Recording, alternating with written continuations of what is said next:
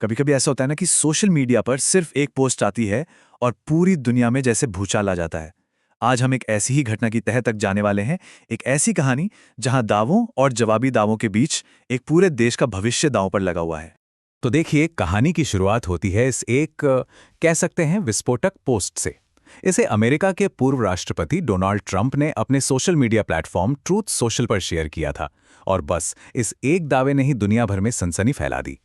अब देखिए, इस पोस्ट में सिर्फ गिरफ्तारी का दावा नहीं था।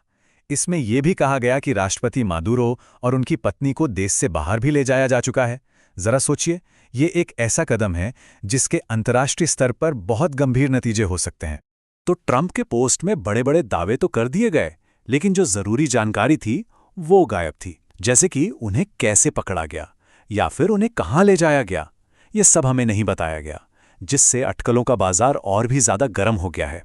तो सवाल ये उठता है कि आखिर बात यहां तक पहुंची कैसे। इसे समझने के लिए हमें थोड़ा सा पीछे जाना होगा और अमेरिका और वेनेजुएला के बीच जो तनाव भरा इतिहास रहा है उस पर एक नज़र डालनी होगी। देखिए, दोनों देशों के बीच ये जो तनाव है ये कोई नई बात नहीं है।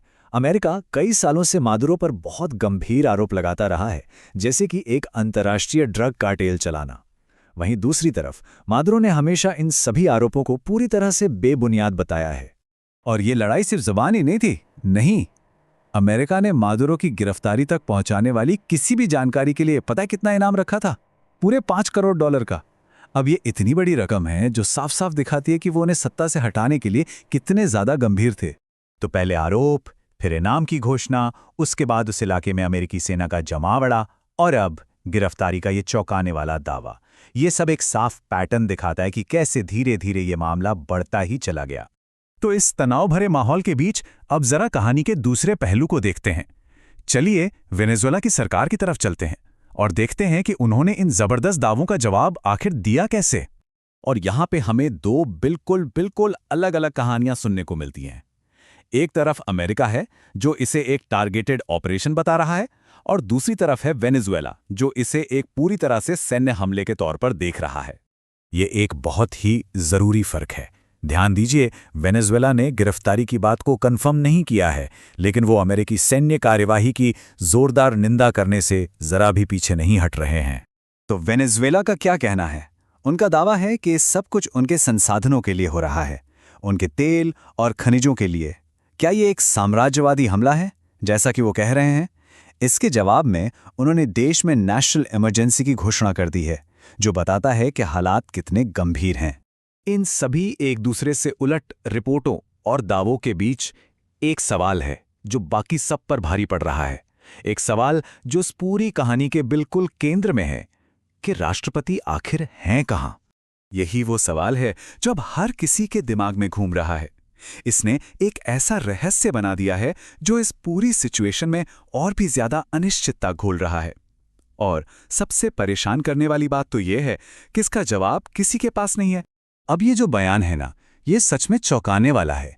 जरा सोचकर देखिए, एक देश की वाइस प्रेसिडेंट को सबके सामने अपने ही प्रेसिडेंट की जिंदा होने का सबूत मांगना पड़ रहा है। मतलब हालात कितने ज्यादा गंभीर और कंट्रोल से बाहर हो चुके हैं, इसका अंदाजा इसी बात से लगाया जा सकता है।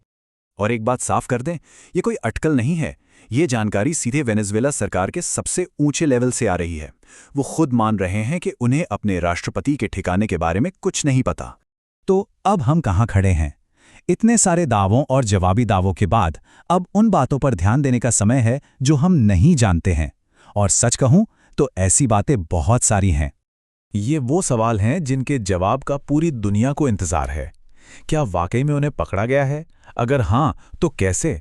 उन्हें कहां रखा गया है? और सबसे बड़ा सवाल, अब वेनेजुएला का क्या होगा?